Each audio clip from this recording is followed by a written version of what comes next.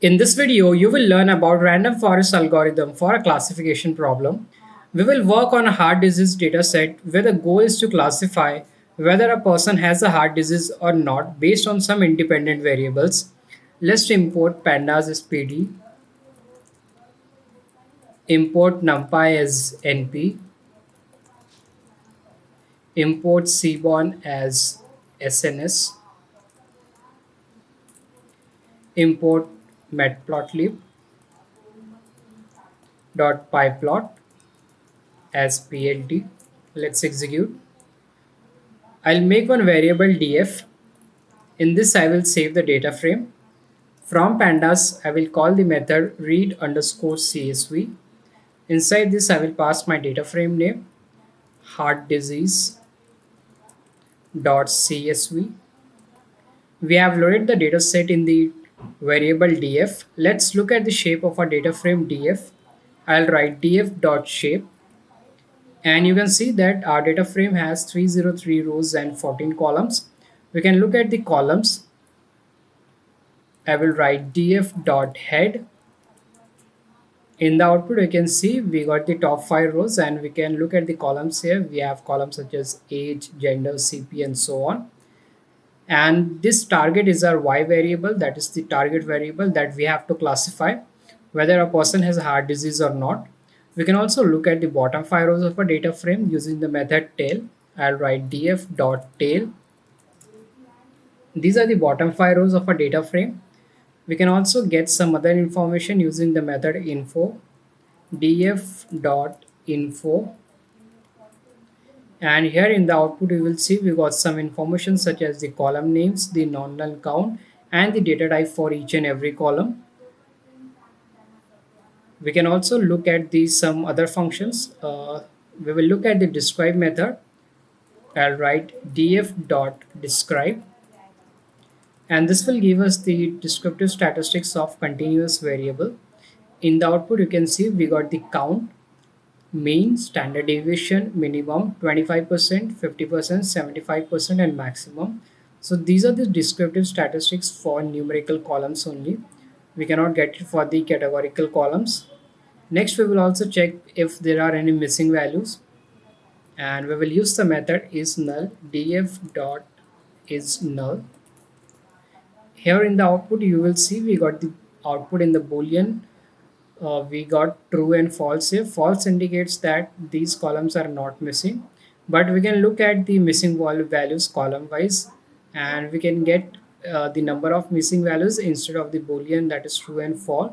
So I will write df dot is null dot sum, and here in the output you will see, so we don't have any missing values in any columns here, that is why we got 0 against each and every column.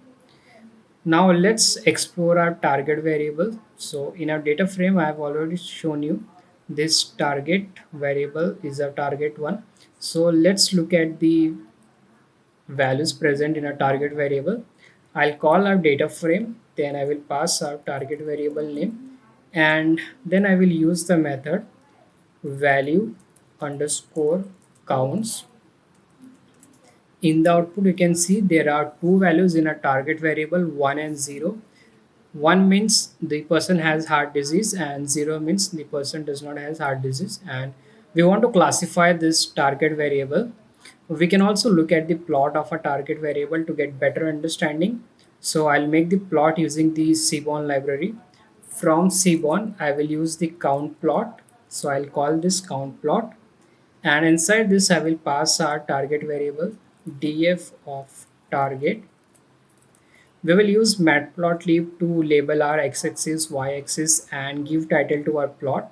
So I'll type plt dot x label, and on x label we will have the target, then plt dot y label. On y label we will have the count of the target, count of target.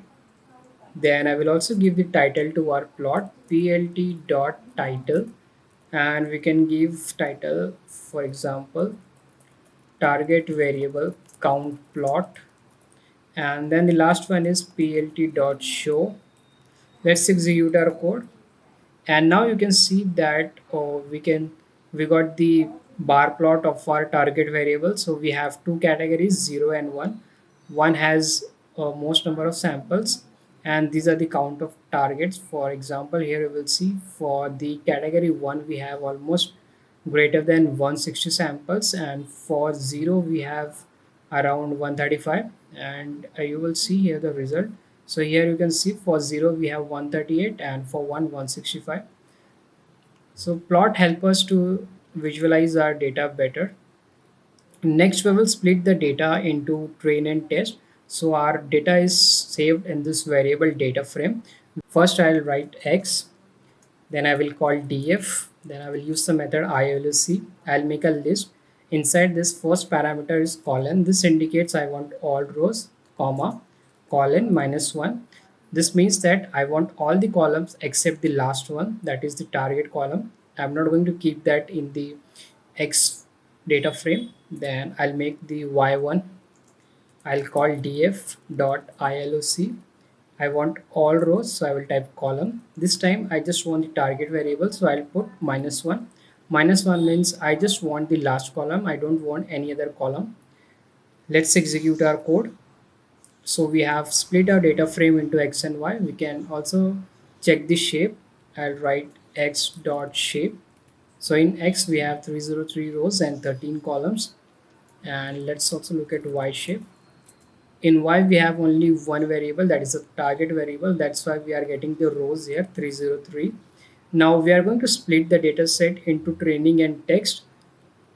For that I will import the library from sklearn. From sklearn dot model selection import train test split.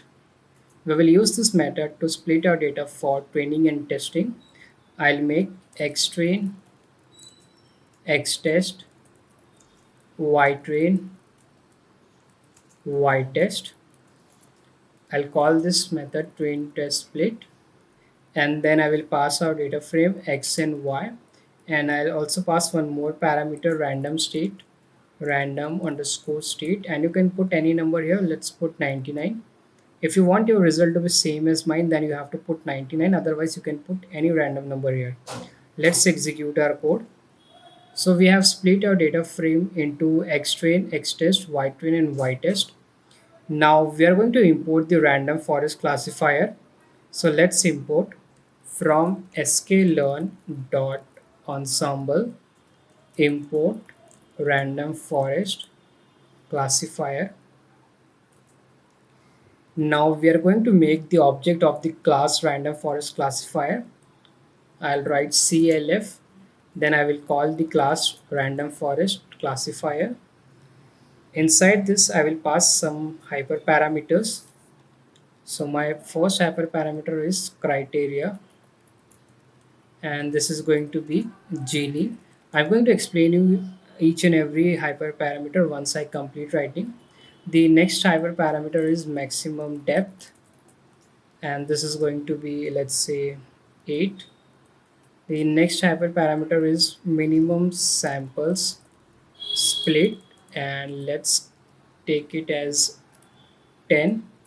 The next one is random state, and random state you can put any number. Let's say I'll put 5 here. So here criteria means this function measures the quality of the split. So the value of gene impurity lies between 0 and 1. Values closer to 0 are good. It has maximum impurity, and while closer to 1 are less impure.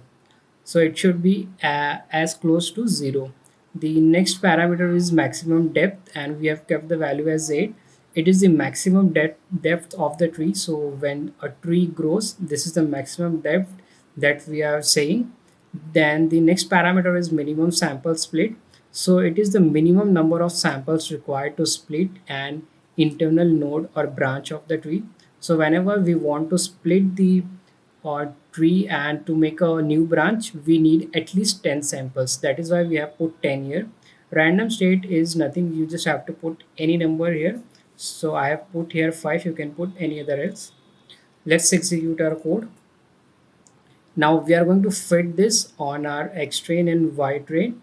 So I will call this object CLF. From this I will call the method fit, and then I will apply this on X train and Y train. Let's execute our code. So we have fit the random forest classifier on our X train and Y train, and these are the hyperparameters that we have defined above. Now we are going to look at the important features. So we have so many independent variables. You can see here these are our independent variables. All these are independent variables, and we can look at which variable is actually more important. For that we will use the method feature importance. So I will call the object CLF, and then I will call feature importance. Here in the output you will see we got the percentage. So it tells that the first feature is 0.7% important. I'll just print the column names, df dot columns. So it says that age is 0.07% important, gender is 0.03%, cp is 0.19, and so on. So we are getting the importance of each and every independent variable in terms of percentage. Now we are going to make predictions and save in a new variable. So I'll make one new variable y underscore pred. We will make predictions and save the result in this variable. So I will call clf dot predict, and we want to make it on x test. So I'll pass x test here. Let's execute our code. Now let's print y pred. So these are the predictions. 1 means the person has heart disease, and 0 means the person does not have heart disease. So these are the predictions for the X test. We can also create the confusion matrix to see how many classes have been classified correctly and wrongly classified. For that, we will import the confusion matrix from sklearn. From sklearn dot matrix import confusion matrix,